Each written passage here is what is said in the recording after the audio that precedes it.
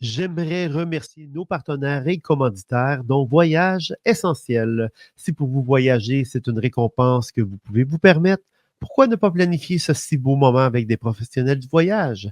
Voyage Essentiel vous permettra de choisir le voyage parfait selon vos goûts, votre budget et même vos caprices. C'est merveilleux un voyage lorsqu'il est bien planifié, alors communiquez avec une conseillère en voyage dès maintenant en appelant au 450-951-9292 ou rendez-vous sur leur site web au www.voyage au singulier essence ciel.com ou toujours sur notre site samandirect.com. Un lien vous rendra directement. Car voyager, c'est essentiel. Ce soir, je vous présente un entretien que j'ai réalisé avec Myriam Kaiser. Mais avant tout, j'aimerais vous expliquer pourquoi j'ai décidé de créer une série d'entretiens, de podcasts, donc des enregistrements, des conversations. Pourquoi j'ai décidé de créer ça? Parce que je suis habitué à faire du direct et que je fais beaucoup dans le quotidien. Je commande beaucoup l'actualité économique, politique et sociale, mais j'avais l'intention, j'avais le goût de me poser et d'être à la même table qu'une personne que vous connaissez peut-être moins, d'autres personnes que je rencontrerai que vous ne connaissez pas du tout. Mais j'avais l'intention de m'asseoir à la même table et d'ouvrir une discussion. Une discussion basée sur la transparence, la franchise, mieux connaître l'histoire des gens. Parce qu'au-delà de tout ça, on est plus grand que notre histoire et tout le monde a une histoire. Donc, je vous invite à l'intérieur de cette série d'entretiens, de rencontres, à faire comme moi, être curieux, ouvert et puis pouvoir tout simplement écouter ce qu'une personne a à dire. Vous allez remarquer que je parle très peu dans ces entretiens parce que je voulais laisser toute la place à mes invités qui deviennent, dans le fond, les gens que vous allez écouter et qu'on va découvrir ensemble. Donc, ça ne se réalise pas seul, ce genre d'entretien, de podcast. Alors, je tiens à remercier mes partenaires pour débuter Sync Media, qui est là depuis maintenant 5 ans pour m'aider dans la production de ce que je fais au niveau public, ainsi que Voyage Essentiel qui s'est associé à moi pour certains podcasts que je vous présente. Donc voilà, j'espère que vous aimerez. Bonne écoute. Myriam, ça me fait tellement plaisir d'être avec toi aujourd'hui pour discuter. C'est rare ça qu'on a ce temps-là Oui. où on n'a pas les impératifs des ordinateurs, des écrans, des liens, du son, etc., qu'on a juste besoin d'être autour d'une table et de discuter. Face à face, yeux dans les yeux, c'est presque intimidant. C'est vrai, Samuel. Mais ça fait plusieurs années là, maintenant qu'on échange, on est devenus de très bons amis et puis on a le plaisir de discuter ensemble. Mais cette fois-ci, j'avais l'intention, ça part de cette intention-là, de pouvoir mieux te faire connaître auprès des gens qui m'écoutent. Est-ce que c'est une belle intention, ça? Bien, j'aimerais savoir pourquoi tu voulais mieux me faire connaître. Mais je pense que les gens méritent de te connaître mieux. Ah, c'est donc Et bien puis, gentil. je pense que tu es une belle ressource, là, si on peut le dire, là, d'être très inspirant. Mais je pense aussi que tu as une très belle histoire où ça peut être très porteur. Tu sais, tu parles souvent de porteur de flambeau, mais très porteur pour des gens qui s'identifient peut-être beaucoup à leur histoire. On aura l'occasion d'en reparler, Ouais. mais est-ce que premièrement, pourquoi qu'on ne commence pas avec le début? Le début de mon histoire? Non, mais le début, qui est Myriam Kaiser? C'est qui Myriam Kaiser pour quelqu'un qui tombe sur ma chaîne et qui te découvre là, en même temps que moi pour la prochaine heure et quart, par exemple? J'étais pour faire le shortcut en disant tous les jours, je me pose la question qui suis-je, où vais-je, que veux-je? Donc, tu sais, c'est pas simple de répondre à cette question-là parce que qui suis-je? Est-ce que je suis mon histoire? Est-ce que je suis mes rôles? Est-ce que je suis ce qu'on a voulu faire de moi? Qui je suis? C'est quelque chose que j'essaie de redéfinir tous les jours. Bon. Cela dit, je vais aller dans l'histoire parce que, tu sais, c'est souvent comme ça qu'on veut nous définir, mais, tu sais, pour faire une longue histoire courte, moi, je suis née en Belgique. Je suis belge. De là, mon nom. Mon nom bizarre. Puis, je viens d'une fratrie de 6 enfants. Je suis la 5e. La 5e de 6 enfants. 3 OK. gars, 3 filles. OK. Puis, tu sais, quand on veut connaître l'histoire de quelqu'un, souvent, son rôle dans la fratrie est Ouais. important. Donc, chez nous, c'est un gars, une fille, 2 gars, 2 filles. OK. Donc, ma sœur, elle, c'était one of the boys. Là, tu sais. Donc, moi, quand je suis arrivée, là, j'ai dérangé. OK. Puis Dans ça, quel c'est... sens déranger? Parce que Ben, c'était inattendu ou parce que tu avais un petit caractère?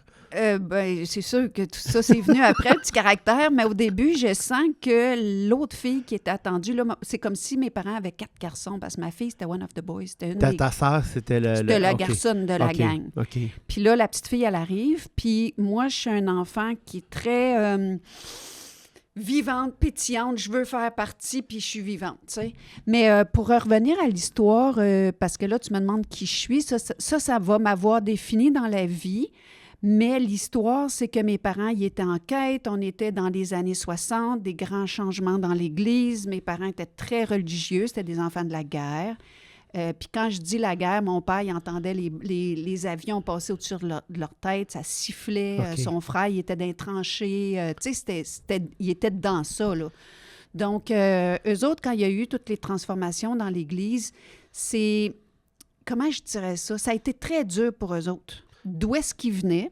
C'est pour ça que je mets le contexte. Puis, ils n'ont pas suivi. Donc, ils ont cherché, puis finalement, de fil en aiguille...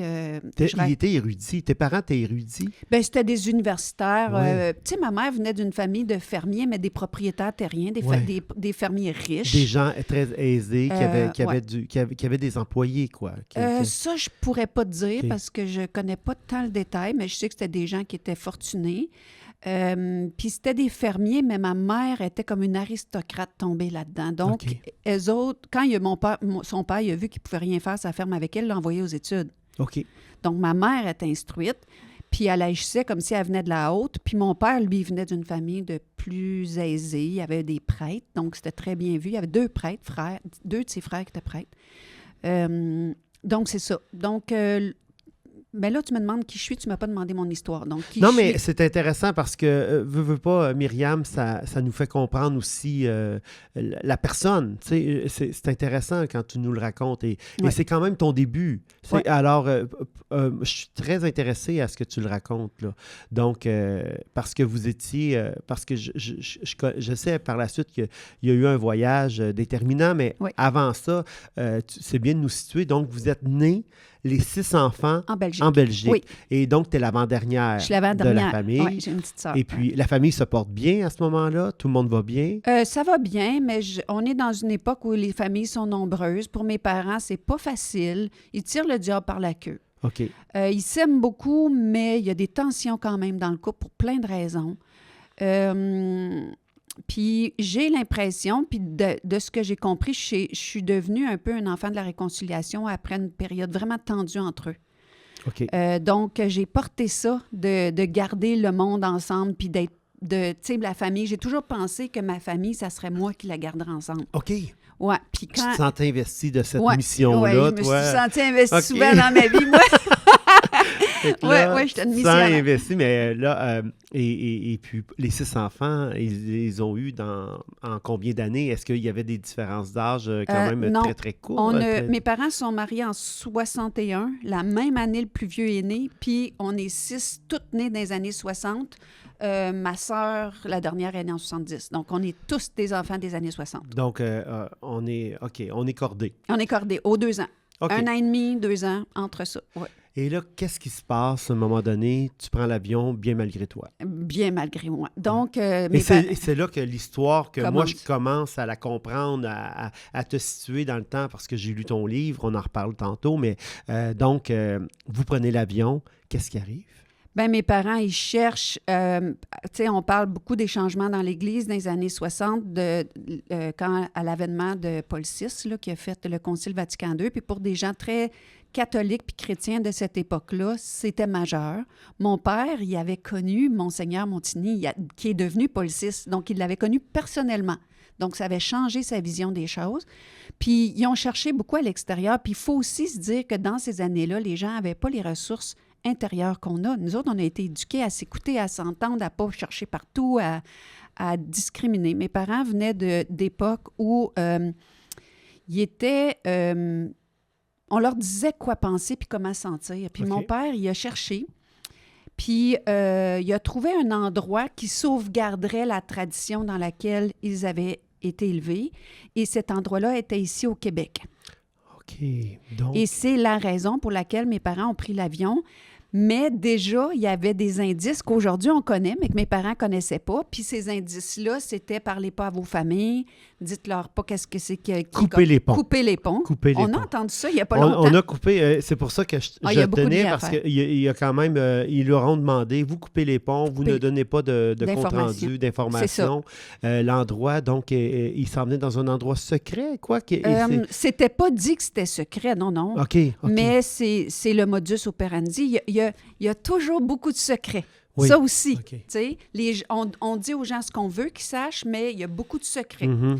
Donc, ça aussi. Donc, tes parents ont été investis de cette mission de s'en venir. Bien, ils voulaient, eux autres, ils cherchaient quelque chose. S'en viennent au Canada, s'en viennent au Québec précisément. Eux autres, c'était pas une mission, c'était, comment je dirais ça, c'était important pour eux de garder l'éducation chrétienne pour leurs enfants. Okay. Ça, c'était personnel comme idée. Donc, dans leur tête à eux, ils s'en venaient vraiment ici pour améliorer leur vie, améliorer la vie de leurs enfants?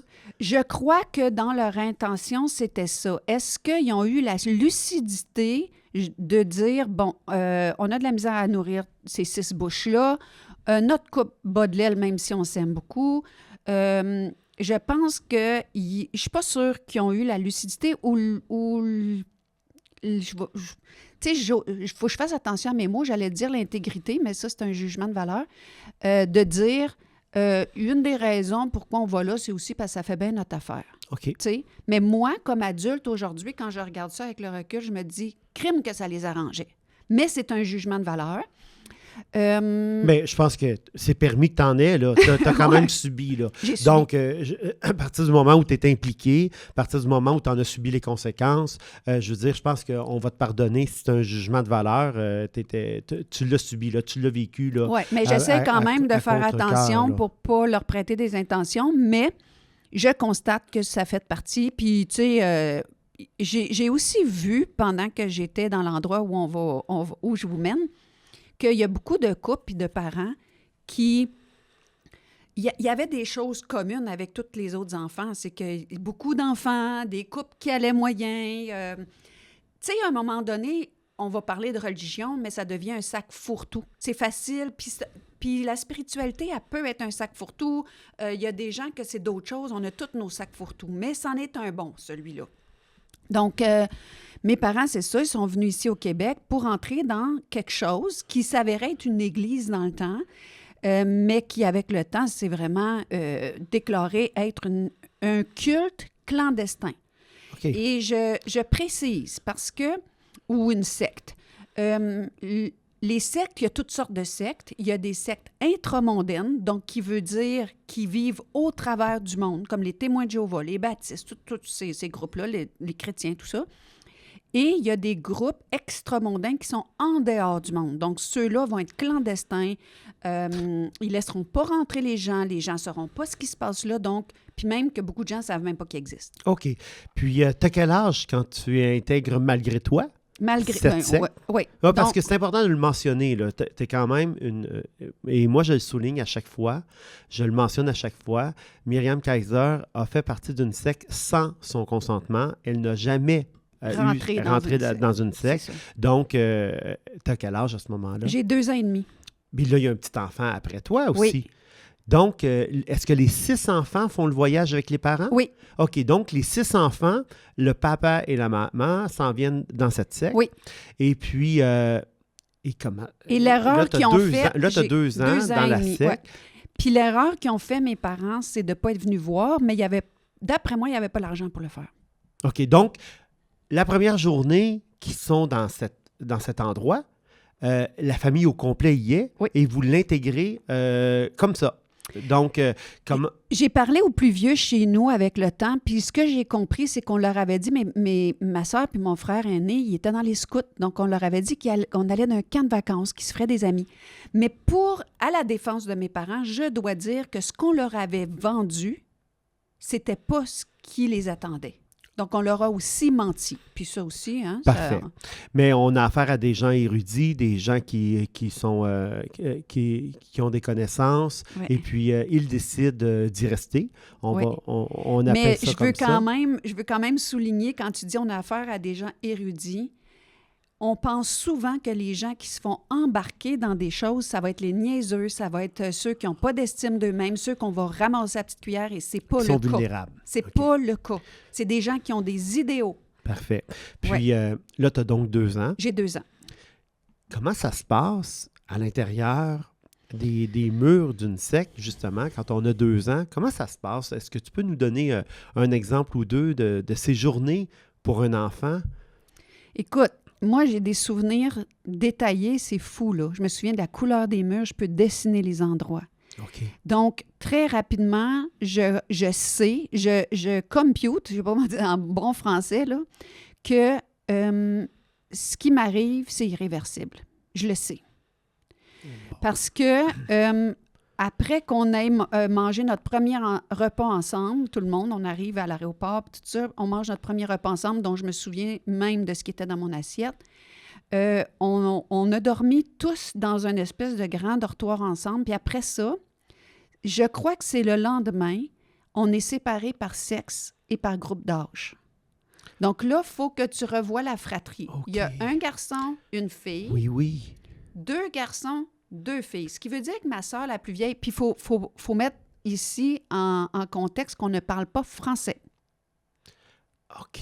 OK? Oui, On c'est parle le vrai. flamand. Ben oui, tu aurais bien raison. Donc, je pense à ma grande sœur. J'ai toujours une grosse émotion quand je pense à elle. Ma sœur, là, qui est avec sa gang de gars, là, chez nous, là, elle se retrouve toute seule. Et puis Elle là, parle plus un mot. avec eux autres. Là. Donc, les images que je vois de ma sœur, j'ai le frisson, là, c'est pas facile pour moi de me souvenir de tout ça. Les images que j'ai de ma sœur, qui est une petite fille avec ses 2 lulus, enjouée, très, très, comment je dirais ça, bout en train, puis créative, puis, tu sais, on est une famille d'artistes, là, très créatifs, là. Ma sœur, elle s'éteint, là. Ma sœur s'éteint. Puis j'ai vu ma sœur, au fil des années, devenir le meilleur d'elle. Je vais toujours parler de ma sœur avec beaucoup de respect. J'aime beaucoup cet être-là, même si nos routes se sont séparées là. Mais la souffrance qu'elle a vécue, c'était assez intense. Les garçons vivent la même chose parce que moi, mon plus jeune frère puis ma petite sœur, pendant quelques temps, on a été ensemble. On était les 3 bébés, 4, 2 et 1 an. Sauf que mon deuxième frère, le premier, s'est retrouvé, lui, pas pire, celui que je pense qui a mieux assimilé, mais le deuxième, qui vient après ma sœur, il avait 6 ans et lui, il est en crise, et ça se passe pas. Puis ça, je n'étais pas là, mais je l'ai su par d'autres après, qu'il se laissait mourir s'il ne le mettait pas avec le plus vieux. Donc, eux autres ont eu la chance d'être ensemble à cause que lui, il lui passait pas au travers. Donc, c'est juste pour dire à quel point Donc, vous c'est êtes intense. séparés d'âge, vous êtes séparés par le Par sexe, sexe. et vous êtes séparés de vos parents. Parents. OK. Les adultes sont séparés, puis je n'étais pas là. Donc, je ne sais pas combien de temps mes parents ont pu être ensemble, mais ce que j'ai su, c'est que ça a été une question, je crois, de jours. Puis je ne sais même pas si ça a été 2 jours. Donc là, il embarque dans quelque chose qui n'était pas du tout ce qu'on leur avait dit. C'est vraiment comme une espèce de commune religieuse où les hommes deviennent des prêtres puis les femmes deviennent des religieuses. Donc, tout le monde est isolé. Tout le monde est isolé. Et ça aussi, c'est un point qu'on pourra reprendre peut-être en conférence ou ailleurs, mais les parallèles sont importants dans les mots. Isoler les gens, c'est dans les premières choses qui se fait parce que les êtres humains, pour garder notre équilibre, on a besoin de s'appuyer les uns sur les autres. Tu sais, nos conversations les plus banales, « Ah, t'as pas dit ça, ça se fait pas. Ben oui, ça, t'aurais dû dire ça. » Tu sais, on est toujours Oui. en train de se supporter pour s'apporter des ajustements, mais aussi quand on est une famille, on vit pas nos... Même si on vit tous les mêmes drames, mettons, on vit un décès dans une famille, bien, nos crises sont pas toutes en même temps, ce Oui. qui fait que on supporte encore, mais aussi on crée des interrelations solides parce que on est là dans les drames les uns des autres. Tandis que de séparer les gens, ce que ça fait, c'est que moi, je vis les choses que je ne partage pas avec personne. Donc, quand on se revoit des années plus tard, on ne se comprend plus. Nos processus, tu sais, moi, si je vis, par exemple, un deuil, je te le partage, tu me supportes, tu comprends ce qui se passe, tu comprends d'où est-ce que ça vient. Et je comprends que ça affecte ta vie également. Je comprends que c'est venu bouger quelque chose. Et effectivement... Bien, ça a brisé le tricot. Et puis, mais qui en profitait de ça, que vous soyez plus faible? Parce que vous étiez dans un genre de commune mais qui bénéficiait du fait que vous soyez tous des électrons plus faibles les uns des autres plutôt que d'être plus solides, tout le monde ensemble? Écoute, ça revient toujours à la même chose. Partout où est-ce qu'on essaie de briser des êtres, on va toujours parler de quelqu'un qui est en position de pouvoir puis qui veut en profiter. Puis pour établir son pouvoir, il faut casser les individus et même les individus forts. Parce que moi, je viens d'une famille de gens forts moralement. On est des gens qui ont une réflexion, puis on est né avec ça. C'est pas la secte qui m'a rendu de même. Mon père, il vient d'une famille de philosophes, de penseurs. Il était dans le domaine de la psychologie. Ma mère était dans le travail social. Donc, on est des gens, on a ça en nous. Puis, tu sais, les êtres humains isolés de leur groupe, isolés les uns des autres, perdent leur capacité de fronter.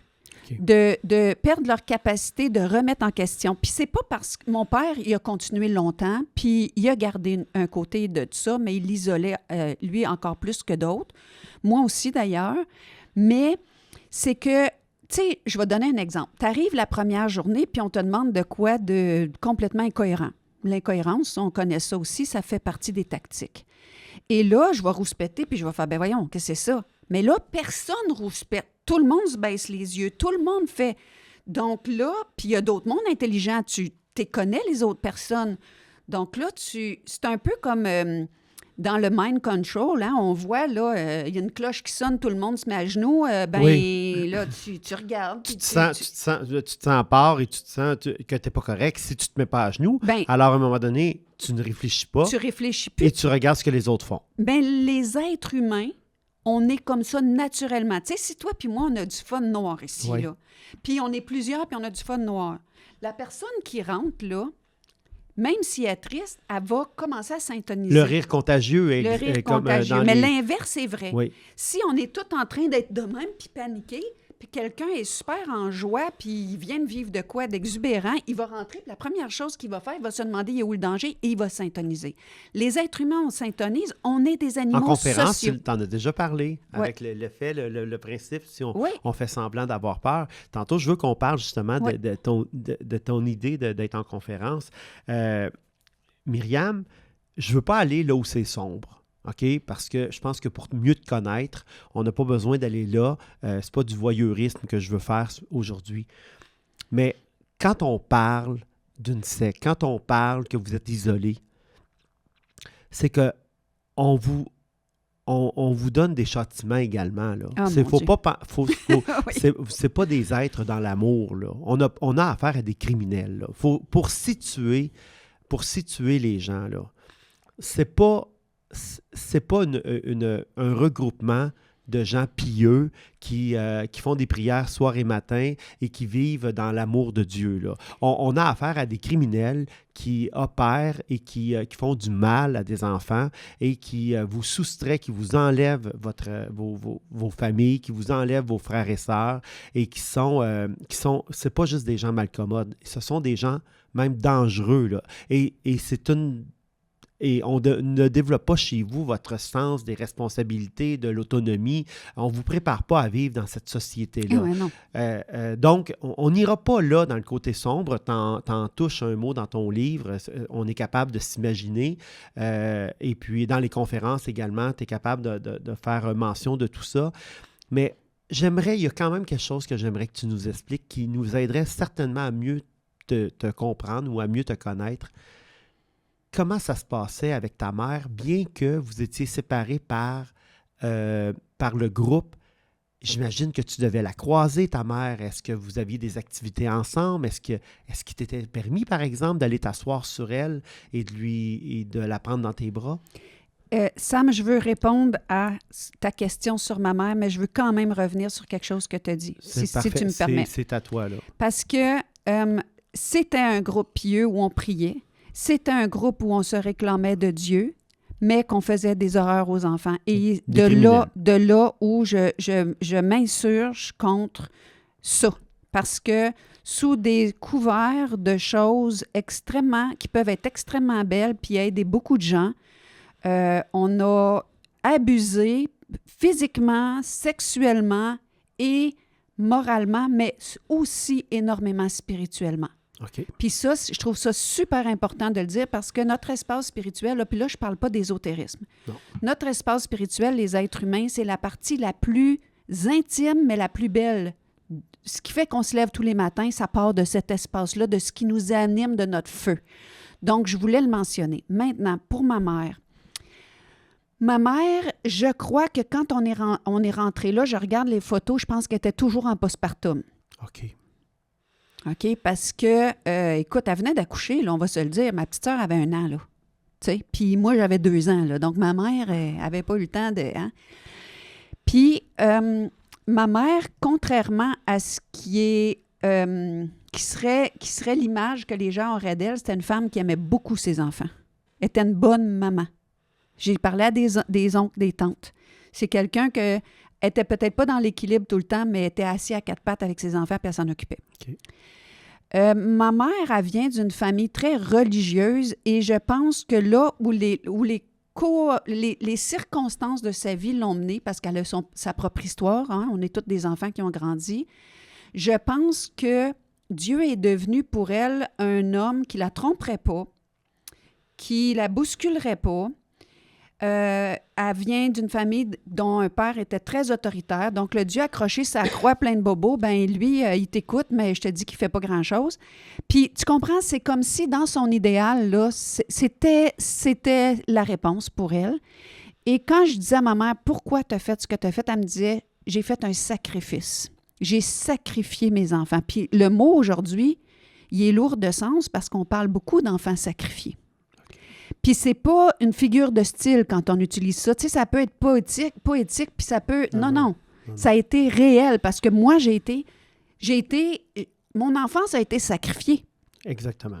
Et ces choix ont été des choix que j'ai dû faire, que j'ai dû transcender, que j'ai pas choisi. Je sais pas comment on dit ça. Ça a été des obligations. Tu l'as subi. Je l'ai subi, c'est ça le bon mot. Donc, c'était vraiment un sacrifice qui perdure dans le temps, dans le sens où les répercussions de ça vont prendre quelques générations à s'effacer. Parce que mes enfants, moi, ils n'ont pas d'oncles et de tantes et de grands-parents, puis notre famille élargie est toujours pas là. Eux aussi sont isolés, malgré toi. Bien, ça prend quelques générations à retrouver un équilibre. Donc, c'est gros, le sacrifice que mes parents ont fait. Maintenant, ma mère, la première fois que je l'ai revue, ça fait à peu près 1 an et demi que je suis là. Et elle est habillée... OK. Elle est habillée parce que... Attends. Oui. Je m'excuse, Myriam, c'est... Ah oui, c'est émotionnel. Quand tu as intégré la secte, quand on t'a forcé d'y être, pendant 1 an et demi, on te soustrait à ta mère. Oui, je ne vois plus ma mère. Puis j'étais un bébé, là, j'ai besoin de ma mère. Oui, j'étais à l'âge où est-ce que je suis en train d'explorer le monde, mais j'ai besoin... Tu sais, un enfant de 2 ans, là, il est tout le temps collé dans les jupes de sa mère, mais ils vont vider l'armoire pour garder sa réaction, mais il revient se sécuriser. OK, parce que toi, tu dis ça fait partie de ton histoire, maintenant, c'est classé. Oui. Tu dis, moi, ça a pris 1 an et demi avant que je revoie ma mère. Toi, ça te fait vivre une grosse émotion, puis je la comprends parce que je sais que ta mère a été importante dans ta vie. Puis c'est ce qui a fait que tu es devenu l'homme équilibré que tu es. Mais 1 an et demi. Donc, dans cet endroit-là, on impose ça. Et c'est la même chose, j'imagine, pour les autres enfants, bien que leur âge soit différent. On peut les sacrifier pendant 1 an et demi à couper les ponts avec leur mère. Donc, on fait vraiment une scission.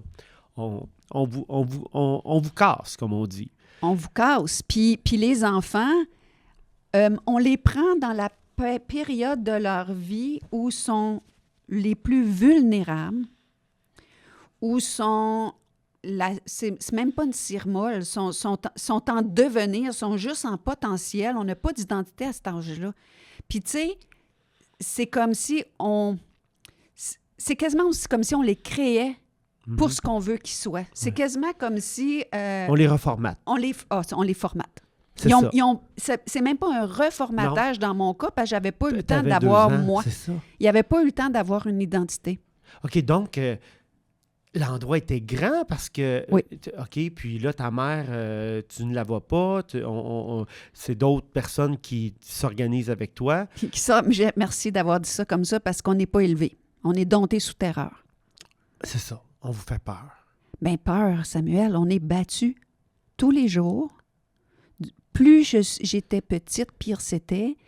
Et les sévices que j'ai vécus sont presque innommables. Et tu sais, j'ai 2 ans. Puis quand j'ai vu mes enfants de 2 ans, tu sais, un enfant de 2 ans, c'est la période la plus attachante. Ouais. Il est tellement cute. Tous les enfants de 2 ans sont beaux. Et tous les enfants de 2 ans, on a le goût des aimer. Et puis Puis tu sais, j'ai une photo de moi quand j'ai 2 ans. Montre-nous-la. Tu sais, je vais te dire, Samuel, tu peux l'enlever la page, justement, regarde. Puis j'ai marqué au nom de l'enfant que j'ai été, parce que un moment donné, il faut leur donner une voix à ces enfants-là. Comme ça parce que... Tu sais, je suis joyeuse, je suis rieuse. Ça, c'est les derniers temps en Belgique. J'ai une photo de famille, c'est la dernière photo photo de famille. Puis on a tous un visage souriant.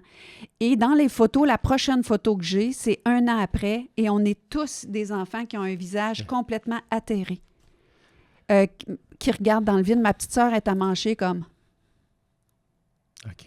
Puis, mais un jour, je te montrerai cette image-là. Ça parle de soi. Donc, moi, je voulais que tu nous parles de ta mère, de ta relation avec ta mère, mais je m'aperçois que dans le fond... Mais je vais juste te conter quand j'ai revu ma mère. Oui. Je me souviens où je suis assise, il y a des grandes fenêtres. Puis je vois ma mère qui est habillée parce qu'ils ont un habillement religieux, puis elle a l'habillement des novices. Donc, c'est des débuts, OK? Donc, ça fait pas longtemps qu'elle est rentrée là-dedans, qu'elle a été comme acceptée. Puis quand je la vois, je me souviens de me dire, ben c'est ma mère, mais non, c'est pas ma mère. Tu sais, j'ai 3 ans, là. Donc, tu sais, je suis comme plus sûre, mais c'est ma mère.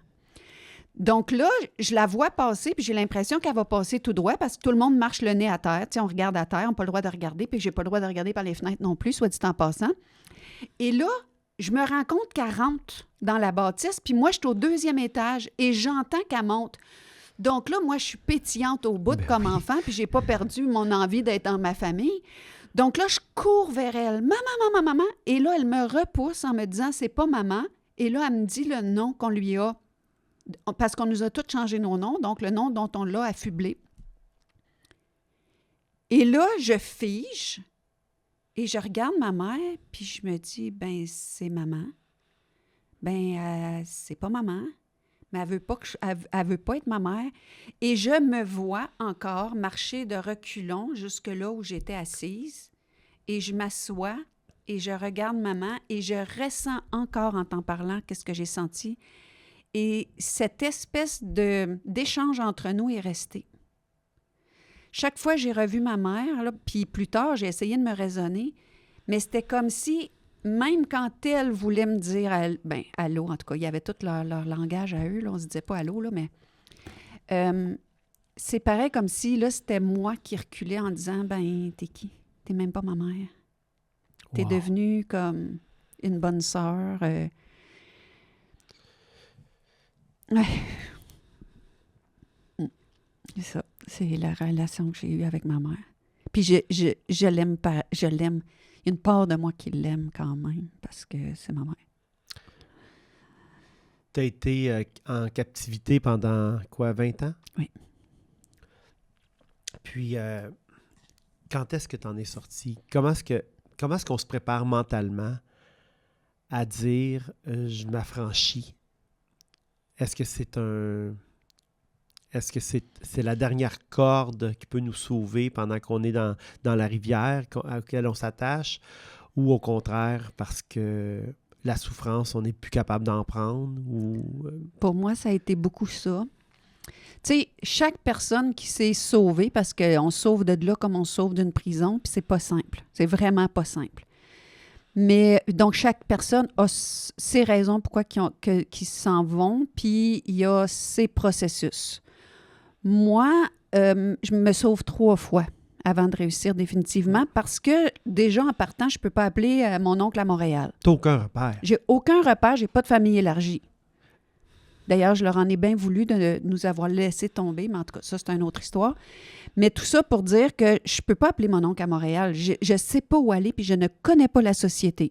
Je te prends, je te mets sur Mars. Tu ne sais pas la police, tu ne sais pas les services sociaux, tu sais rien, tu as peur du monde.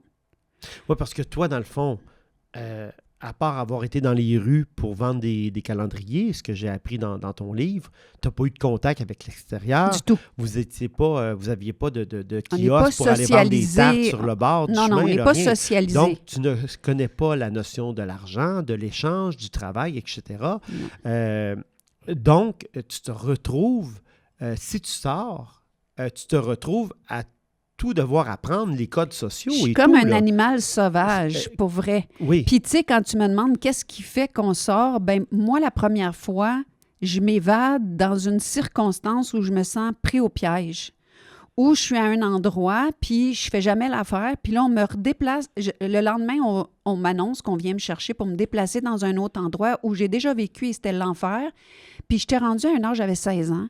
Puis j'étais rendue à un âge où je sentais que j'étais en train de mourir psychologiquement. C'était ma santé mentale. Puis l'autre chose, la première fois que je me suis évadée, j'ai un frère qui est parti à ce moment-là. Puis ça fait 9 mois que je ne l'ai pas vécu, je ne l'ai pas vu, puis je m'ennuie, puis je suis en dépression, on va se le dire. Puis je veux retrouver mon frère, je veux voir mon frère, parce que quand quelqu'un de ta famille s'en va, on te le décrit comme un démon qui est damné, puis que tu ne reverras plus. Puis, tu sais, il se serait suicidé, puis ça aurait été pareil. OK. Donc, là, je me dis, si lui l'a fait, je suis capable moi aussi. Tu sais, je me dis ça. Puis, tu sais, moi, je me rends compte, tantôt, tu me demandais qui est Myriam. C'est une petite fille courageuse. Tu sais, c'est une petite fille qui... J'ai connu le pire, donc, de prendre des risques, je suis capable. J'ose. Donc, je m'enfuis par le bois la première fois. OK. J'ai pas planifié ça. Ça m'a passé par la tête en fin d'après-midi, puis le soir, je me dis, j'en peux plus, puis je vois pas d'autre issue, puis je réfléchis pas. Puis j'enlève le linge que j'ai sur le dos parce qu'on est tous habillés pareil, puis je vais fouiller dans une poche de linge qu'on a pour donner à des pauvres. Il y a des gens qui venaient nous porter des choses pour donner aux pauvres. Puis je sais même pas comment m'accoutrer, puis je sors dehors à moins 40 parce que je suis dans un endroit qui fait vraiment froid. Puis je cours dans le bois, je me ramasse sur une route, je ne sais pas où aller, j'ai peur du monde, j'ai peur d'être vue, j'ai peur que quelqu'un me cherche puis qu'on me rattrape. Je dors dans la neige. Il m'est arrivé pas mal de péripéties où est-ce que ça aurait pu être assez dramatique, mais j'ai peur, puis il y a une partie de moi qui n'a pas peur non plus. C'est drôle, hein? J'ai vraiment toujours eu un sentiment d'être entièrement protégée malgré des peurs. Peur du monde, mais pas peur pour ma survie. Tu sais, j'ai été battue, Donc ça, c'est pas ça qui me fait peur. Puis tu sais, au bout de quelques jours, que tu manges pas, que tu comprends rien des codes, je me retontis dans une place où est-ce que il y a une dame qui me ramasse, elle m'offre un lit, puis la dame est pas folle, là, tu sais. Puis, tu sais, le lendemain, ça écoute la lutte. Puis moi, j'ai jamais écouté la télé. Je regarde ça, puis je suis comme... Je sais pas c'est quoi. Il se tape dessus, puis le monde trouve ça bon, puis il se tape ses cuisses, puis... My God! Puis, tu sais, la madame, elle me demande, tu veux-tu un steak? Puis moi, là, c'est comme, OK, oui. Elle dit, tu le prends-tu cuit ou pas cuit? Tu le prends-tu cuit? Puis dans ma tête, c'est comme, c'est quoi cette question-là? Un steak pas cuit? Bien, je dis, ben oui, cuit. Mais là, elle me sert une semelle de botte. Je sais que là-dessus. Tu sais, je comprends rien de rien. OK. Tu comprends-tu? Je sais pas ce que ça veut dire mi-cuit ou tu comprends, saignant, je sais pas. Tu as fait confiance aux gens? Comment ils ont gagné ta confiance, les gens à l'extérieur? Parce que tu devais redouter le monde, toi? Je redoutais le monde, comme tu dis, mais c'est pas tant de la confiance que de la survie. OK. Puis, je veux dire... T'as besoin de dormir puis de manger un moment donné. C'est les besoins de base. Besoins de base, c'est fort, là. Parce qu'il y a pas beaucoup de monde là, qui sont capables de comprendre ce que tu as vécu Non. à ce moment-là. Non. Et puis, donc, quand on te regarde, tu as l'air d'un animal bizarre, blessé. Tu as l'air de quelqu'un qui est sorti tout droit d'une autre histoire dans laquelle on l'accroche à notre société. Puis la Comment manière que je suis habillée, j'ai de l'air de venir d'une autre époque aussi. mais comment tu as fait pour survivre quand on sait qu'on peut survivre, mais avec de l'argent, avec un Au bout de métier, 3 ou- jours, je retourne. Au bout de 3 jours, je Toi, retourne. là, donc, tu Je retournes. retourne. Parce que oui. dans le fond, c'est Ben, je la me seule rends- réponse que tu trouves plausible pour. Mais non, pour te mais là, je me survivre. rends... Non, il y a quand même quelque chose qui compute. Je me rends compte que je suis pas préparée pantoute. C'est ça. Je me rends compte. Et je me dis, quand j'ai vu que c'était ma seule issue, parce que il y a quelqu'un qui m'avait déjà vu dans l'endroit où j'étais, dans la secte, qui m'a croisée, puis qui m'a dit, il va falloir que tu te prépares mieux que ça, si c'est ça que tu veux. Puis j'ai eu une conversation avec cette personne-là, puis cette personne-là m'a dit, retourne. Puis ça m'a complètement déstabilisée, mais j'ai senti intérieurement, parce que ça, là, dans tout les questions que tu me poses, il faut que je revienne à ça, j'avais un senti intérieur qui n'a jamais changé. Moi, j'ai toujours eu une guidance très profonde. Et je me disais, il y a une brèche qui s'est faite. Tu as été capable de partir. Peut-être pas de la bonne façon, peut-être pas bien préparé, mais c'est comme si j'ai été capable de faire quelque chose que je n'avais pas le droit de faire. OK. J'ai été capable de dire non à l'autorité. Et ça, c'est le premier pas pour les gens, parce qu'il y a des gens qui n'ont jamais dit non à l'autorité, qu'ils sont toujours sentis des petits-enfants de 2 puis de 4 ans, puis chacun a nos histoires, ou est-ce que l'autorité est de même, puis tu fais ça de même, tu as mangé des coups, puis tout ça, mais ils ne deviennent jamais un adulte capable de regarder un autre adulte puis dire non. Le poste que tu as, c'est moi qui te le donne, de par le fait que j'approuve que tu as l'autorité sur moi. Mais le moment où j'ai... Et ça, c'est quelque chose que, en m'évadant, j'ai réalisé que j'avais le pouvoir de dire non. Puis que mon corps m'appartenait. Parce qu'il avait été battu, il avait été utilisé, il avait été... moi, j'avais travaillé comme tu travailleras jamais dans ta vie, là, tu sais, j'avais déjà tout vu à cet âge-là, j'avais tout fait et j'avais vécu comme dans les années de mes arrière-grands-parents. Ouais. Moi, j'ai lavé de la laine, j'ai cardé de la laine, j'ai tricoté, j'ai cousu, j'ai tout fait. Donc, tu sais, j'ai réalisé en m'évadant que je m'appartenais. OK. Donc, même si m'être évadée juste pour ça, c'était très Le intéressant. travail avait commencé, là. C'était très personnel, très intime, mais je venais de franchir quelque chose de nécessaire. Et je retourne en sentant la manière qu'on m'a accueillie quand je suis retournée. Je m'attendais à tout et à rien, parce qu'il y a des gens qui sont partis et qui ont été recueillis avec foudre et Ouais. punition. Est-ce qu'on Il y a- aurait pu t'en vouloir? Tu sais que la vengeance ou la punition peut prendre toutes sortes de formes. Au début, on m'a comme accueilli en faisant comme c'est bien, t'es revenu, puis OK, on comprend. Tu sais, on a joué une fausse compassion. OK. De dire OK, t'en peux plus, qu'est-ce qui se passe? Puis tu sais, on a joué à ça. Mais c'était juste pour savoir où est-ce que je me situais intérieurement. C'était juste pour savoir c'est quoi qui avait comme pouvoir sur moi. C'était juste que mes décisions étaient fortes. Tu comprends? J'avais 16 ans. Et j'avais une expérience de vieillard déjà, mais en même temps, j'avais un monde intérieur décisionnel et social de 4 ans. OK. J'étais pas développée au niveau de ma capacité à décider comme un enfant de 16 ans, je savais pas qui j'étais, je savais pas c'était quoi que j'aimais, je ne connaissais pas mes dons, mes talents, mes habiletés, mes goûts. Tu m'aurais dit, t'aimes-tu mieux manger une pizza ou un spaghetti? J'aurais dit ce que tu veux. J'avais grandi, moi, avec des piles de bobettes. Je prenais la première sur le dessus. C'était small, medium, large, puis c'était ça. Tout le monde habillé pareil. Je décidais pas ce que je mangeais. Je décidais pas de ce que j'étais pour faire dans la journée. Toi, tu t'en vas là. Toi, tu t'en vas là. Tu sais, donc, à 16 ans, j'étais une petite fille de 4 ans. Donc, pour moi, de savoir que je pouvais décider pour moi, c'était le premier pas d'en dire, Myriam, c'est comme mon gars, je me souviens, quand il était petit, il disait, moi, c'est moi. Il me disait ça il y avait 1 an et demi. Puis il me disait ça en me regardant d'en face, puis je me disais, hey, lui, là, il a récupéré de quoi de sa mère? Oui, c'est ça. Il me disait ça, il y avait 1 an et demi. Maman, c'est maman. Moi, c'est moi. Wow. Ben moi, j'ai appris ça à 16 ans que moi, c'était moi. Puis là, toujours est-il qu'après, t'en es finalement sorti pour de bon à un moment donné. Ça a pris 3 fois. La 3e fois, ça a fonctionné. Tu te retrouves dans cette vie-là. T'es projeté là-dedans. Je suis projetée là-dedans. Ça a été quoi, par exemple, ton premier travail quand tu es sorti de là? Pour gagner ta vie, là, je parle. Là, tu vas être gêné pour moi. Ah, écoute. Ouais.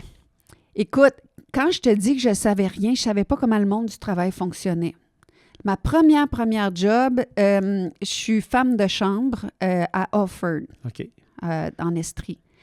Et, tu sais, il me demande qu'est-ce que je suis capable de faire. Faire des lits, tu crées de ça? Je suis capable de faire ça. Tu es capable de construire la galerie, réparer le patio, organiser... Changer les fenêtres, poser de la céramique. Toi, tu as tout appris, là, quand même. C'est ça. Coudre les draps, puis la jaquette aussi. C'est ça. Puis, donc là, je fais comme... Oui, puis je suis capable de diriger l'hôtel aussi. Non, mais c'est ça. Puis... On me donne mes horaires, puis là, ils me disent, tu commences demain, mais le lendemain, c'est la Saint-Jean. Puis je dis, ben demain, je peux pas parce que je vais au party de la Saint-Jean. Donc, dans ma tête, la madame, elle me regarde comme, quoi? Puis, comme je connais pas les codes sociaux, je me laisse arrêter par rien. Donc, il y a quelque chose là-dedans qui est énormément intéressant à exploiter. On pourra en reparler. Mais à explorer, devrais-je dire. Mais je lui dis que le lendemain, je ne rentre pas parce qu'on a un party de Saint-Jean. Écoute, moi, je ne sais même pas c'est quoi les parties de la Saint-Jean, mais j'ai quelqu'un dans mon entourage qui me dit « Tu ne peux pas manquer ça, ça va être ton premier party à vie! » Tu sais? Puis ils font un feu de joie, puis moi, j'ai envie de faire partie de la gang. Tu as le goût d'être là. Alors, écoute, tu dis à ta première patronne « Je ne serai pas là. » Demain, je ne serai pas là. Mais je vais commencer après. Puis là, j'arrive. Elle, écoute, elle bec cloué, OK, c'est correct, tu sais. Puis je recommence, puis là, elle me dit, qu'est-ce que tu vas faire? Donc là, moi, j'arrive, je fais ça, puis je m'en vais, parce qu'il fait beau. Puis là, elle me cherche, puis là, elle finit par me rejoindre, puis j'ai dit, ben non seulement j'ai fait les chambres de 1 à 14, mais je suis allée aider l'autre, puis elle aussi, on a fait la moitié. Bon, puis j'ai parti. Là, elle dit, non, tu comprends pas, c'est pas de même, ça marche. J'étais ici de 8 à 4, mais c'est pas, j'avais fini à midi.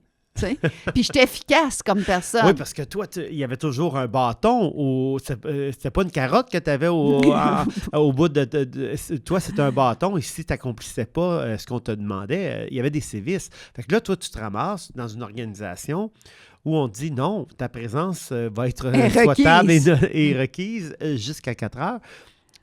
Mais quand quelqu'un arrive comme ça, vierge, dans ces idées de management-là, tu as dû trouver qu'il y avait beaucoup que notre société était à quelque part un petit peu fuckée. Tu dois trouver que des fois, on avait des règles qui étaient illogiques et puis que c'était pas correct, ces règles-là. Est-ce que tu avais ce genre de réflexion-là ou tu te laissais guider pour apprendre? Samuel, écoute, combien d'heures t'as?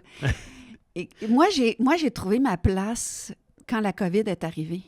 Oh oui! Oui, j'ai vraiment... rentrer dans mes chaussures au complet quand la COVID est arrivée, puis j'ai fait « OK, là, je comprends qu'est-ce qui se passe avec moi. Je comprends, il est où mon problème. » Mais c'était quoi ton problème? Mon problème, c'était que j'étais incapable d'intégrer ni la secte, ni la société. Quand c'est pas cohérent, Myriam est pas capable. Il y a des gens qui sont capables.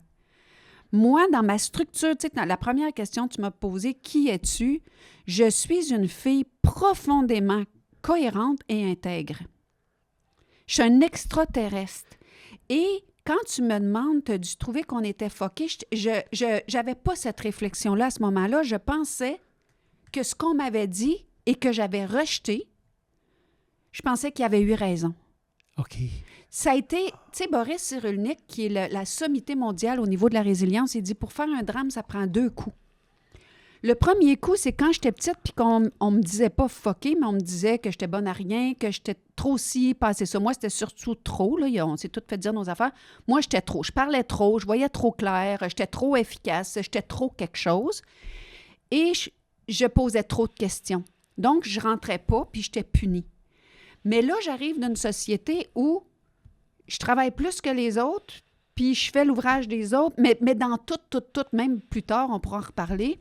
je travaille dans les services sociaux, je vois qu'on n'aide pas vraiment, je vois qu'il y a de la collusion, je vois qu'il y a de la corruption, puis je vais voir les gens pour leur poser des questions parce que je me dis, il y a quelque chose, puis je suis sincère, je pense qu'il y a quelque chose que je comprends pas, mais eux autres ne savent pas que je comprends pas, donc ils se débarrassent de moi parce que je mets des choses en évidence. Tu ne vas pas voir le président de ton entreprise quand tu vois qu'il passe des enveloppes ou ben non, qu'il couche avec la secrétaire puis dire « Il y a quelque chose que je ne comprends pas dans ce qui se passe. Ah oui, tu fermes les Tu yeux. apprends à te la fermer, là. Puis j'ai des Encore gens... une fois. Oui, encore une fois. Puis j'ai des gens autour de moi qui me disent « Myriam, c'est pas de même, ça se passe dans la société. » Puis eux autres savent d'où je viens. Puis là, ils m'expliquent. Là, tu fermes ta gueule. Puis si tu te tournes les pouces toute la journée parce que ta job est faite dans la première heure, ben tourne-toi les pouces. Puis je dis, ouais, mais j'ai dit, les gens qui me payent, puis tout ça, c'est pas correct. Puis ta gueule! Puis à un moment donné, même mon patron, il me dit, prends-toi un livre puis lis. Puis je dis, mais c'est parce que je payais le gros salaire, puis je pourrais faire ça. Puis moi, je veux travailler, c'est tout ce que je sais faire. Je m'emmerde dans mes jobs. Je suis ben trop efficace. Je fais chier le peuple. Tu sais, moi, là, c'est arrivé, là, m'amener au bureau que les filles sont toutes malades, puis l'autre est en désintox, puis l'autre est en dépression. Puis là, la DG, elle vient me voir, puis elle me dit, Myriam, aujourd'hui, tu vas être seule. Puis là, je fais comme, yes! OK. Et là, je fais la job de 4 filles dans 3 heures. Mais t'as occupé quoi comme poste? T'avais pas de scolarité reconnue? Ah, T'avais Sam, pas de... tu m'en poses des questions qui ont des heures de réponse. Mais rapidement, moi, j'ai pas une scolarité reconnue. Mais je suis obligée de retourner aux études. Je me réessaye 2-3 fois parce que le système scolaire, c'est une autre affaire. Je suis une courageuse, je te l'ai dit, hein, mais c'est aujourd'hui, avec le recul, que je fais comme tabarnak, comment j'ai fait. Mais j'apprends les codes sociaux, je travaille, je retourne aux études, je refais toute ma scolarité. T'apprends à gérer un budget, payer un loyer. J'apprends... bien avant ça, il faut que j'apprenne les termes. J'ai jamais entendu c'était quoi le mot hypothèque. Je sais même pas c'est quoi, là. Je sais pas c'est quoi un cash down. Je sais pas... Je sais rien. T'as aucune idée comment je sais rien. Exemple, t'achètes une voiture. Ah, Samuel. T'achètes une voiture. Qu'est-ce qui se passe dans ta tête quand t'achètes une voiture? Toi, tu prends-tu les clés puis tu t'en vas directement avec ou tu sais que... Non, mais je vole pas, là. Non, mais dans le sens qu'une fois que... tu la payes comment, cette voiture-là? Tu le savais qu'on pouvait emprunter pour se payer des voitures? Ben écoute, c'est pas arrivé la première journée puis j'apprends vite. Je suis une petite smart quand même, là, tu sais. J'apprends vite puis je me fais un chum. Puis le chum, ben il emprunte la voiture de son frère, puis il passe son temps à payer pour fallait tout le temps au moins qu'il mette 5 piastres de gaz, même quand il allait au dépanneur du coin. Puis à un moment donné, je fais comme, ben voyons, pourquoi qu'on s'en achète pas une? Puis là, il dit, ouais, mais comment qu'on va faire ça? Mais j'ai dit, viens avec moi, moi te le montrer. Puis lui, il se posait de savoir. Mais moi, comme j'ai pas de codes sociaux, ben je fais plein d'affaires qui se font pas, mais ça marche. Donc, j'arrive au garage. On appelle ça quoi? On appelle ça fantasme ou audacieuse? Plus audacieuse parce que j'ai pas l'attitude d'une fendante. Non. Je sais pas. Puis les gens voient que... Donc, c'est audacieux de ta part. Tu t'aveux la voiture, alors... C'est audacieux puis innocent, mais dans un bon sens. OK. Tu sais, j'ai réalisé aujourd'hui, avec le recul, quand j'ai écrit là-dessus, je réalise à quoi tous les codes puis les normes comment ils nous briment aussi. Parce que c'est sûr qu'il faut avoir des codes pour fonctionner en société, mais on est très brimé par nos codes. Sur ce qui se fait puis ce qui se fait pas. Moi, j'arrive au garage, puis mon beau-frère, il dit une des bonnes marques. Lui, il joue rien que par les Nissan, donc je m'envoie chez Nissan. Tu sais, pour moi, il doit connaître ça. Puis j'arrive là, puis je dis au gars, c'est quoi ta voiture la moins chère? Puis déjà, comme question, c'est comme... Parce que, tu sais, moi, j'ai rien. Là, je viens d'avoir du BS. T'as pas de goût, toi. Toi, t'as pas de goût, là. Non, j'ai pas rien qui m'est propre. J'ai rien qui m'est propre. J'ai grandi en commune. Puis, t'es habitué de fonctionner avec ce que les autres ne veulent pas. Aussi. Tu sais... Puis, tant que ça fonctionne. Ça. Moi, j'ai besoin de 4 roues puis un siège. Donc, là, tu magasines une voiture. C'est la voiture la moins chère que tu veux avoir. Bien, on n'a pas de job, ni un ni l'autre. Lui, il est aux études, puis moi, j'ai pas de job. Mais par contre... J'ai une job le lundi d'après. Ah, tu le sais que... Okay, j'ai trouvé une job parce que je suis une vaillante. Je peux pas rester assez rien faire. Écoute, c'est ma mort. Puis j'ai jamais rien fait d'autre que travailler. Donc, je suis quand même programmée pour travailler. Puis j'ai une job au métro le lundi d'après parce que c'est un ami qui a trouvé ça. Mais tu sais, je suis pas engageable là, quelque part, là, tu sais. Puis, donc là, j'arrive au garage, je veux la voiture la moins chère. Là, le gars, il dit, ben la voiture la moins chère, qu'est-ce que tu veux dire? Ben j'ai dit, la voiture la moins chère. Ben là, il me dit, ben il est dans le cours, là, c'est un démo. Puis j'ai dit, c'est quoi, c'est un démo? Je sais pas, c'est quoi un démo? Ben, il dit, c'est un auto que les gens ont essayé pour voir si ça allait bien. J'ai dit, elle allait bien? Il dit, oui, elle allait bien. Mais si elle allait bien, moi, je vais la prendre. Ça va faire la job. Puis, tu sais, le chum que j'ai, il dit rien. Puis il me laisse aller. Peut-être qu'il était éberlué de voir comment j'ai du front, je sais pas. Mais tu sais, ça montre aussi ma nature profonde. Oui, c'est ça. C'est que Tu sais, puis moi, des il y a obstacles, quand même je une les vois même capacité pas. d'adaptation qui est très, très, très puissante. Mais là, les je veux obstacles, dire. je les vois pas. C'est ça. Je les vois pas. T'es comme ça, toi aussi, Samuel. On Des travaille. Ben, on travaille. On franchit, tu sais. Ouais, ben je les vois pas, les obstacles. Je suis vraiment innocente. Donc là, il te l'a fait essayer, la voiture. Il me l'a fait essayer, je dis, elle va bien, on Mais part à un moment donné, avec. il va être payé, le gars. Il va être payé. Il me dit, ben là, il dit, bon, là, il commence à remplir les papiers, puis là, il dit, là, il voit qu'on n'a pas de job. Puis là, mon conjoint, il me dit, je te l'avais dit, blablabla. Puis j'ai dit, ben, il est où le problème? Puis là, j'ai dit, non, j'ai dit, on va trouver. J'ai dit, je travaille lundi prochain. Ben, il dit, ça va me prendre un endosseur. Je sais pas ce que ça veut dire. Donc là, mon chum me l'explique. Puis j'ai dit, ta mère. Puis là, il fait comme, ben, ma mère, tu sais, voyons, ma mère. J'ai dit, elle va dire oui. Puis là, il dit, ouais, je peux pas demander ça à ma mère. Mais je dis, toi, tu peux pas lui demander, moi, je peux. Oh, wow, OK. Donc là, on rembarque dans le char du frère qu'il va falloir mettre 15 piastres de gaz. On retourne chez nous. Puis là, j'explique ça à sa mère. Puis sa mère, elle dit, ben là, tu sais, puis tu sais, c'est une petite vieille qui est insécure, puis tout ça. Puis là, j'ai dit, on va vous payer. J'ai dit, à tous les mois, vous nous demandez 50 piastres. Et on restait chez elle pour 50 piastres. Mais on était en 91, là, mais bon. Puis j'ai dit, on vous paye. Donc, on va vous payer. Tu sais, on va le payer. Vous n'aurez jamais... Parce que là, je viens de comprendre c'est quoi un endosseur. Il va payer à ta place. J'ai dit, tu ne paieras jamais. Je vais payer. Je vais travailler lundi prochain. Puis sa mère m'aime. Je ne sais pas pourquoi, mais elle m'aime. Mais je ne sais pas pourquoi. Je suis fine avec elle, mais elle m'aime. Donc, elle a dit oui. Donc, on retourne là, puis on part avec l'auto. OK. Mais moi, je ne sais pas qu'il faut une assurance. Je ne sais rien. Puis là, ben, la même chose, ça recommence et là, tu appelles un assureur. Ben puis- j'arrive chez nous, puis là, mon beau-frère, ben lui, il a catché quelque chose, là, entre-temps. Il dit, t'es-tu assuré? Il dit, c'est obligatoire. J'ai dit, qu'est-ce que c'est obligatoire? Ben la SAC, c'est quoi ça, la SAC? Ah, écoute, la SAC, je sais pas c'est quoi, moi, Samuel. C'est ça. Je sais pas c'est quoi la RAMQ, je sais Tu l'as rien. appris rapidement pour parce que Oh, tu m'expliques quelque chose une fois, j'ai tout intérêt à comprendre. parce que tu as construit une famille. Tu t'es établi, tu as une famille, donc tu as appris, tu t'es débrouillé, tu as été capable de donner la vie. Samuel, en 1 an, là, j'acquiers, je me marie, je suis enceinte, j'étudie, j'achète un char, puis j'achète une maison dans un an et demi. Tout ça en travaillant, avec avec de la scolarité non reconnue. Je veux dire, c'est Ouais. quand on dit qu'on est plus grand que notre histoire, ben on t'a pas donné on n'a pas reconnu ta scolarité, mais tu l'as quand même, ta scolarité. Tu as quand même appris des choses. Oui, j'étais allée à Peut-être- l'université, C'est ça. Et puis, mais j'ai rushé, puis je suis fatiguée. t'as rushé, t'es fatigué, mais Ben, tu il y a t'établis. une partie de moi qui est comme, je suis vieille, finalement, je n'ai fait des choses. Tu sais, j'ai pas commencé à être une adulte à 21 ans. J'ai commencé à être une adulte à 3 ans. Et quand est-ce que tu as été fière de toi pour la première fois? Je pense que la première fois, je me suis poussée, puis que je suis revenue, puis j'ai fait, je suis capable, moi aussi. Ça, je pense, la première fois. Mais, tu sais, quelque part, au fil même de ma jeunesse, j'ai été fière de mon intégrité, j'ai été fière de ma sincérité, j'ai été fière de ne pas me laisser écraser. Il y a quelque chose en dedans de moi qui était solide. Tu sais, on a une flamme intérieure. Puis il y a quelque chose qui nous préserve. Puis moi, ça, c'est rester fort. Puis je veux parler de ça aux gens en conférence parce qu'on a tous ça. On vit tous nos drames.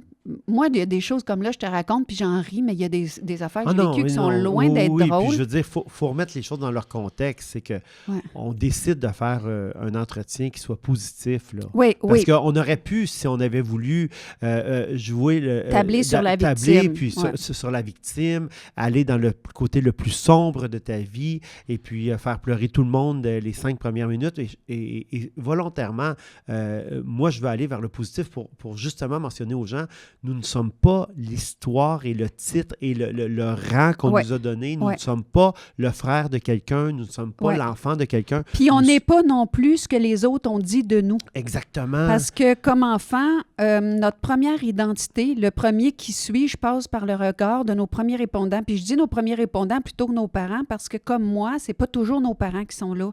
Mais un enfant est défini parce qu'on lui dit. Puis il arrive un temps où il faut se redéfinir, pas par ce qu'on nous a dit. Parce que ces gens-là, ils parlaient d'eux quand ils te Oui. disaient qui t'étais. Moi, je me suis fait dire que j'étais de trop parce que j'avais trop de vie, j'étais trop pétillante, j'étais trop allumée. Mais c'est leur limite qui me mettait sur le dos. C'était pas moi. Puis ça, je l'ai fait, ce travail-là, puis ça, je suis capable d'enseigner comment le faire aujourd'hui. Puis, Tu avais d'autres questions? moi, j'en ai plein d'autres, Ben, vas-y. Myriam, mais Le pourquoi, temps passe. pourquoi on écrit un livre sur son parcours à ce moment-là? Pourquoi c'est si important de nous communiquer, de nous transmettre cette histoire-là? Ça a pris 30 ans avant que je prenne la décision d'écrire parce que rapidement, les gens à qui j'en parlais me disaient qu'il fallait que j'écrive.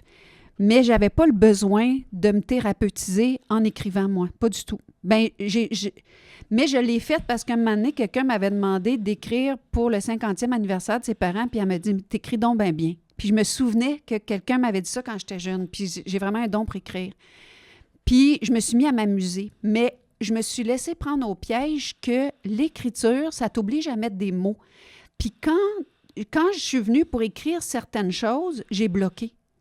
Et là, j'ai réalisé que je ne pouvais pas avoir de mots parce qu'un enfant de 2 ans n'a pas de mots. Puis de trouver les mots sur ce qu'on t'a fait vivre dans le secret, parce que des abus, là, on ne fait pas ça publiquement. Non. Battre un enfant à mort, nous autres, ça se faisait un peu devant le groupe, mais ça se faisait beaucoup dans des chambres fermées. Un enfant qui se fait violer, il se fait rarement violer devant une foule.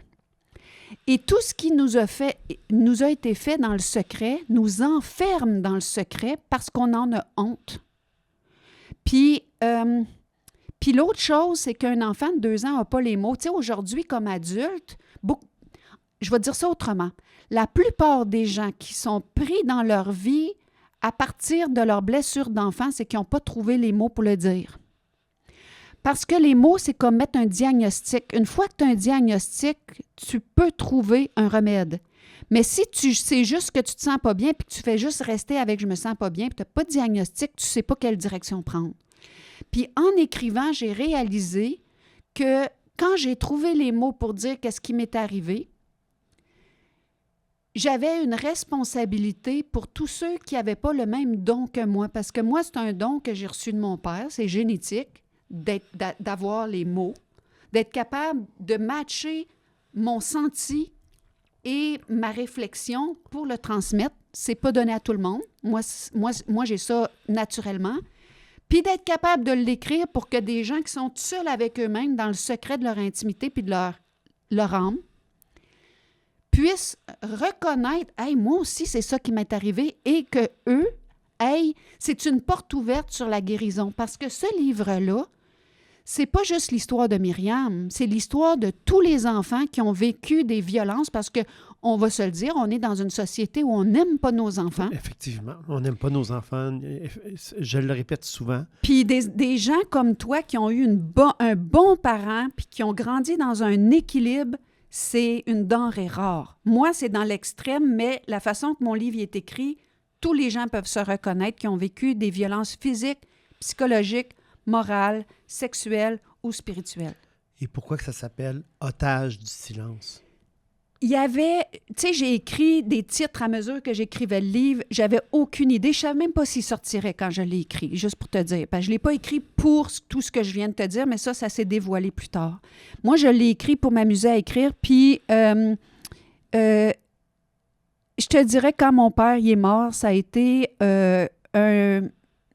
fallait qu'on sache, fallait que j'écrive pour moi, pour lui, en tout cas. Mais Otage du silence, dans des centaines de titres qui ont sorti puis que je ne savais pas que je prendrais, ce qui est arrivé, c'est qu'à un moment donné, il y a une femme qui était la fille d'une des grandes gourounes qui a été très, très méchante moralement et spirituellement avec moi, est venue chez nous puis elle a eu vent que j'écrivais. Puis elle me dit, au travers de plein de fausses bienveillances, elle me dit, là, Myriam, j'ai su que tu étais pour écrire. Elle dit, tu sortiras ça, pas ça publiquement. J'ai dit, pourquoi? Elle dit, ferme ton hostie de gueule. Excuse-moi, je suis devant une caméra. Puis j'ai c'est les mots qu'elle a utilisés, tu fais bien de les répéter. Hein. J'ai entendu ça toute mon... Ben, c'était pas comme ça, mais c'était « T'es un panier percé, quand est-ce que tu vas fermer ta bouche? » Puis moi, il faut dire que j'ai eu la lèvre fendue toute mon enfance parce que j'ai tellement mangé de claques à la gueule parce que... Tu parlais. Je parlais, puis je pensais que je parlais pas, mais ça devait sortir tout seul, je sais pas. Puis... Et j'étais en pleine réflexion, ça va être quoi mon titre? Puis j'ai dit, pourquoi il faudrait que je me taise maintenant que j'ai une parole? Puis elle m'a dit... Brasser de la marde pour brasser de la marde, blesser des gens pour blesser des gens, tu ne trouves pas que tu devrais... Et là, je me suis dit,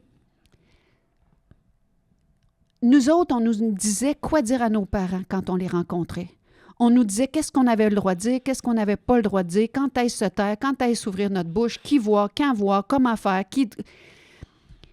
Puis je me suis dit, aujourd'hui, je suis sortie de là, puis encore, je me fais dire de me taire. Je me suis dit, est-ce que je vais rester otage du silence, comme tous les enfants le sont? Et l'autre chose, c'est que mon éditeur, parce qu'à ce moment-là, c'est un éditeur qui a édité le livre, il me disait, il faut mettre le mot sec gros de même sur le livre pour qu'il se vende. Je n'étais pas prête. Parce que le mot sec est très péjoratif, c'est un tag, c'est un...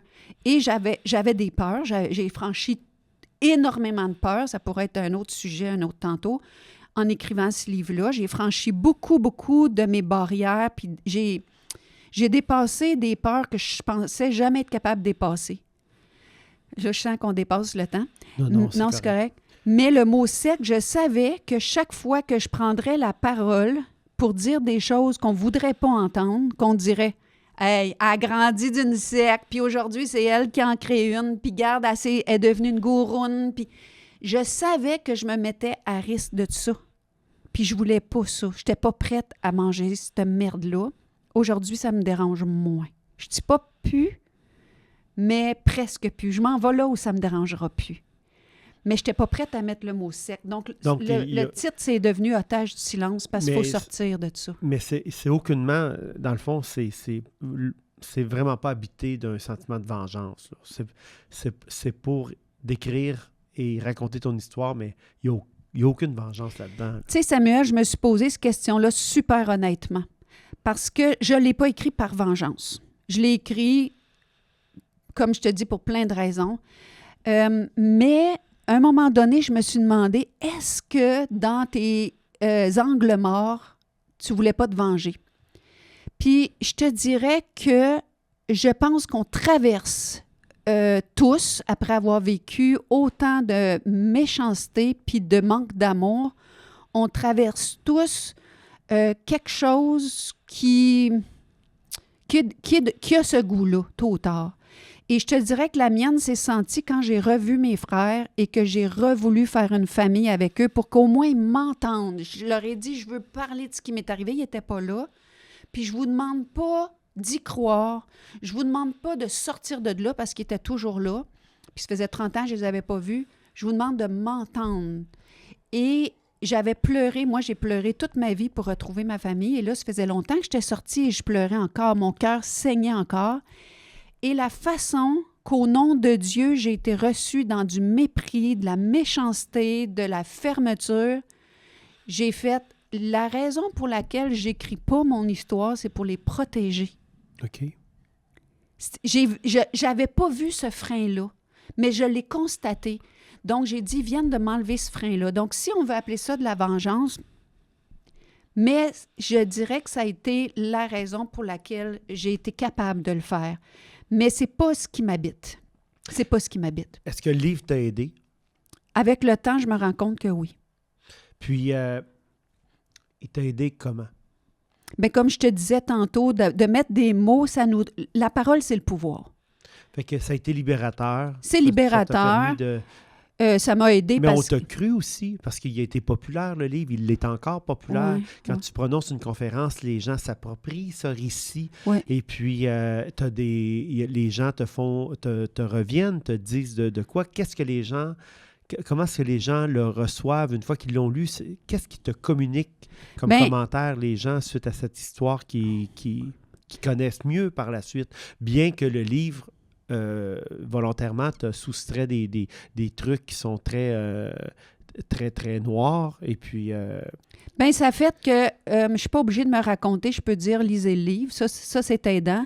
Les gens me sentent crédible quand je leur parle de comment sortir de la victimite, par exemple, parce que moi, c'est plus ça, là. Donc, ça donne une crédibilité. C'est sûr que je sais de quoi je parle. Puis, tu sais, la crédibilité est importante quand on veut aider.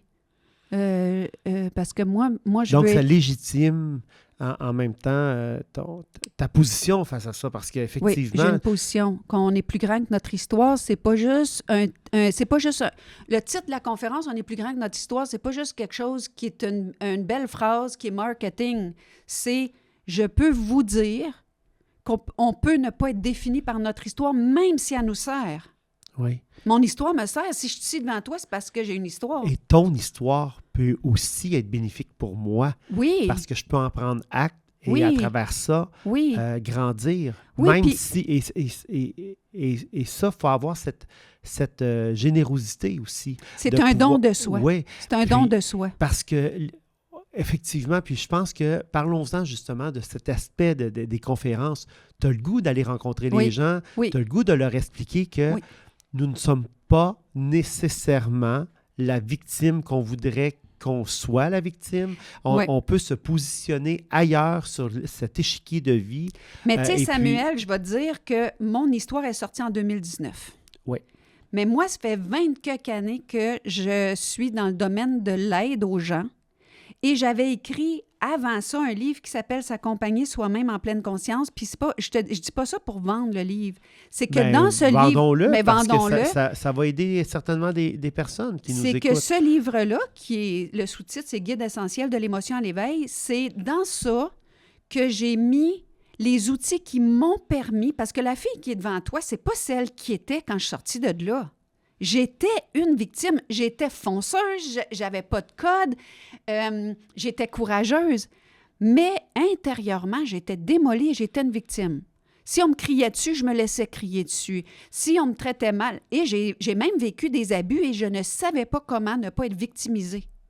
Donc, j'ai cherché partout et les outils qui m'ont permis de redresser mes épaules, d'être capable de regarder un autre adulte dans les yeux, d'être capable de savoir que ma vision, mon opinion, ma manifestation sur cette planète-là était valable, j'ai mis là les outils qui m'ont les premiers pas, puis qu'est-ce qui m'a amené. Et ça, je l'enseigne aujourd'hui parce que j'ai tellement cherché, puis ça a été une de mes plus grandes souffrances d'avoir si peu de réponses, que je me suis dit, si je trouve quelque chose de concluant et de vraiment facile et pratico-pratique, je vais le dire au monde entier, parce que les gens sont souffrants, Samuel.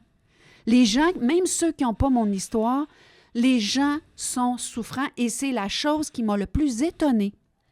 Quand je suis arrivée à la même place que tout le monde, même si je vais toujours rester une space, là, quand je suis arrivée sur la planète Terre puis que j'ai accusé réception de ce qui se passait là, je me suis dit, mais mon Dieu, que le monde est souffrant. Moi, je pensais sortir de ma souffrance en sortant de là, mais j'ai réalisé que c'était pas comme ça.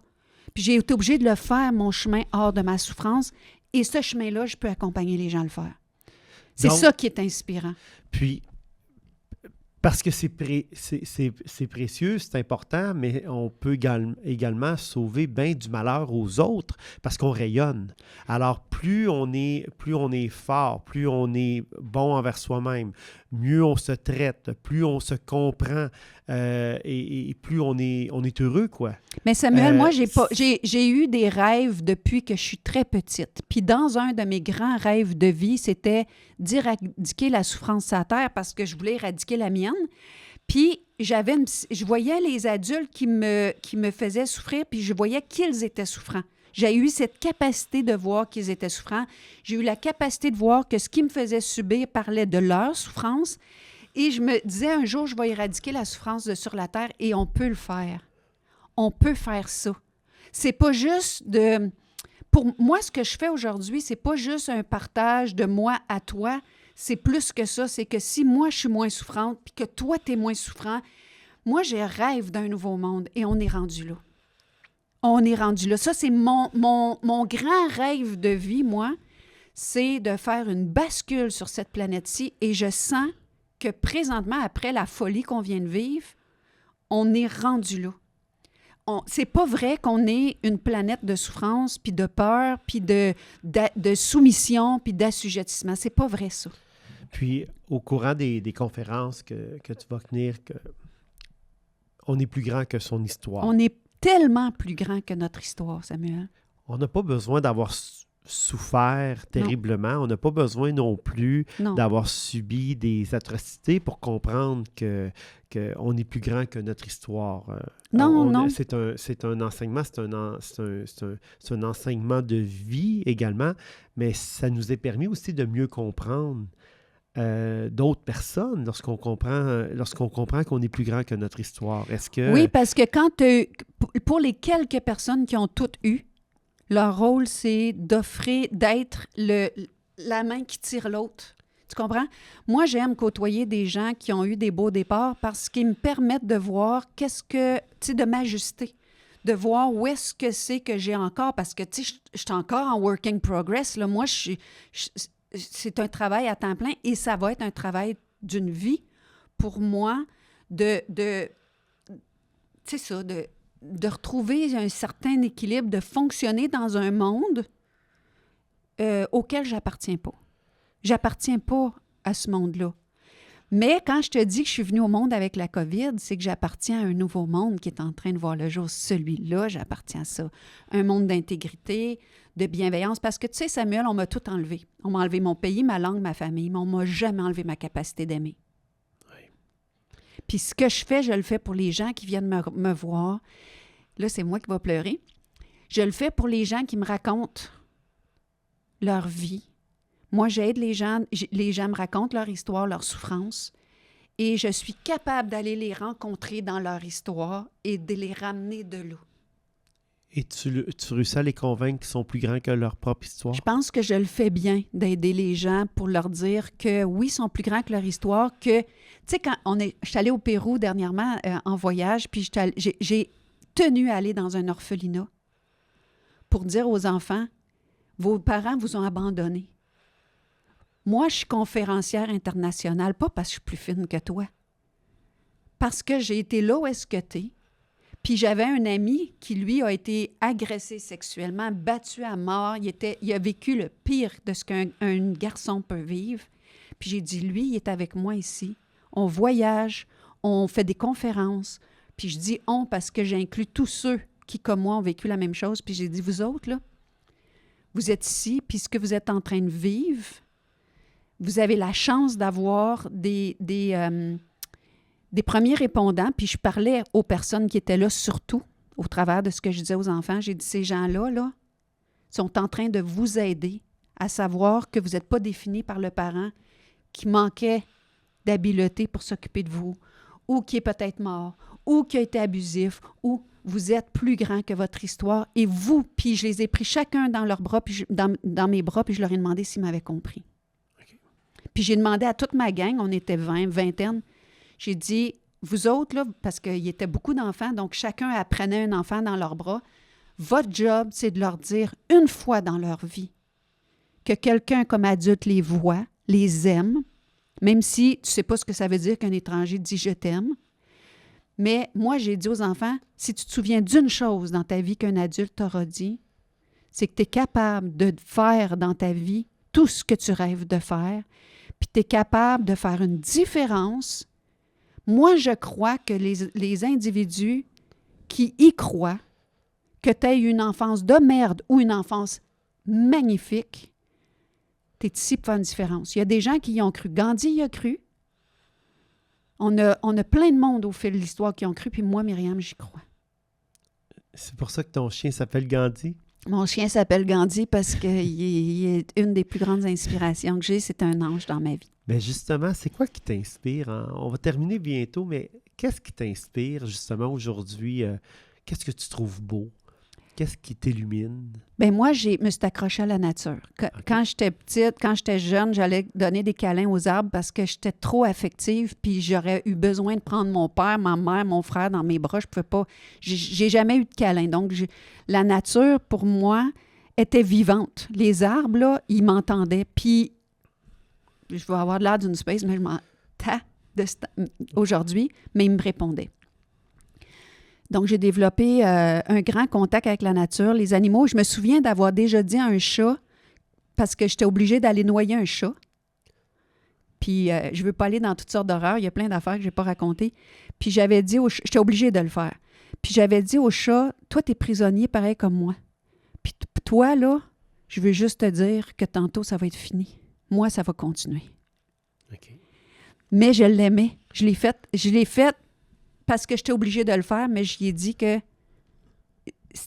c'était de l'amour. Tu comprends? Moi, j'ai eu une connexion avec les animaux, avec les arbres, avec les roches, parce que, tu sais, il y a une chanson qui parle comme un prisonnier s'émerveille à regarder vivre une fourmi. Mais moi, j'ai vécu ça, tu sais. Et j'ai eu une connexion avec des petites choses qui m'ont assuré ma sauvegarde intérieure. C'est sûr que ça a fait de moi une fille trop profonde. Aujourd'hui, il faut que je réapprenne à rire de toutes sortes de niaiseries puis d'être dans la légèreté. Donc, je suis encore en processus là-dedans, puis c'est correct.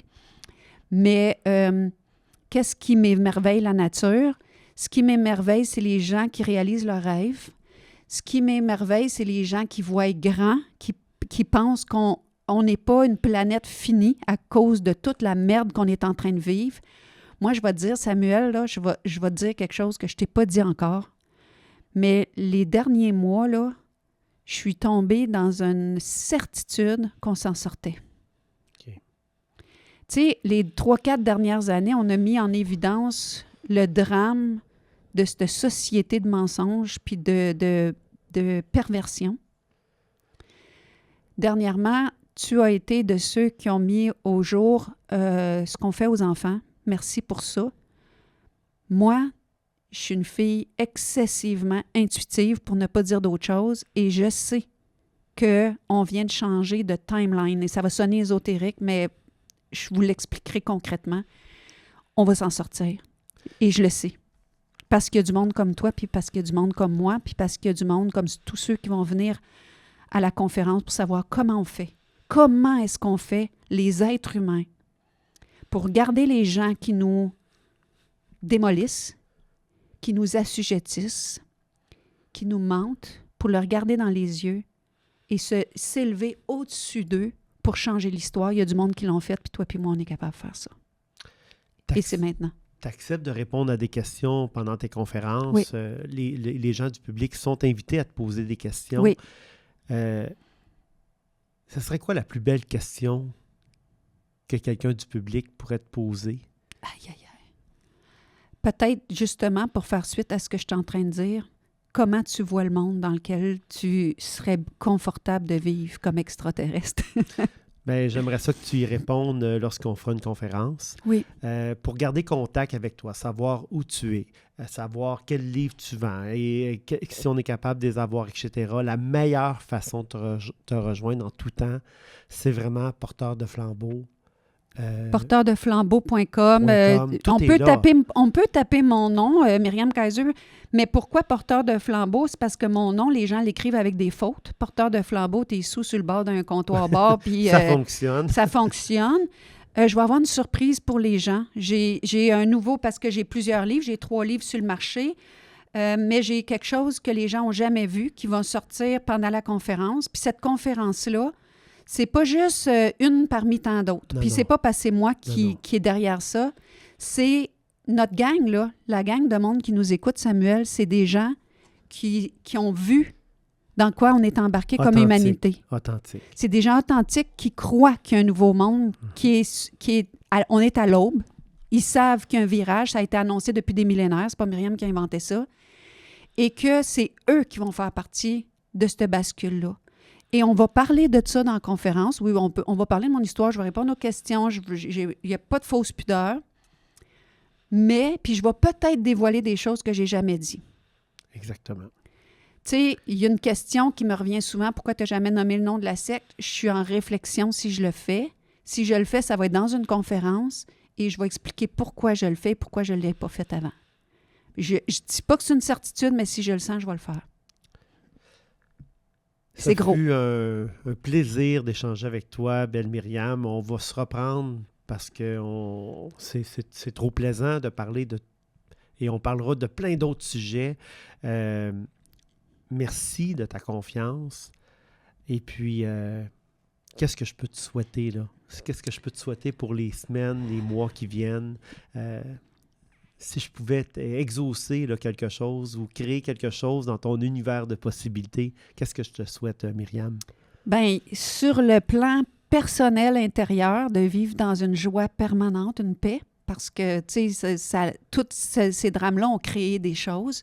Je m'en viens bien, mais des fois, je m'identifie encore à la victime, donc de sortir définitivement de ça. Puis sur le plan des accomplissements, j'aimerais vraiment trouver de la joie dans aller rencontrer les gens, avoir mon propre gérant pour m'enlever les tâches administratives, puis de communiquer, d'avoir l'opportunité de communiquer aux gens, mais que les gens viennent, parce que c'est comme si c'est le cadeau qu'ils font à une petite fille qui a rêvé de changer le monde. Donc ça, c'est un souhait que j'ai de... Puis de retourner en Europe, le faire aussi, parce que je viens de là, puis j'ai un attachement là. Puis j'aime le Québec, c'est vraiment beau, même si les dernières années ils nous ont montré un autre visage, mais ça... mais l'Europe, j'ai resté avec une blessure de la déchirure de ça, tu sais. Puis quand je retourne, là, oh my God, je me sens chez nous, tu sais. C'est ça, quand même. Donc, c'est un beau pont entre les deux mondes. Donc, puis je veux te remercier aussi de... Pas juste de ta confiance, mais de ta compassion. Parce que je la sens sincère, puis ça me touche. Myriam, merci. Merci beaucoup. Merci, Sam.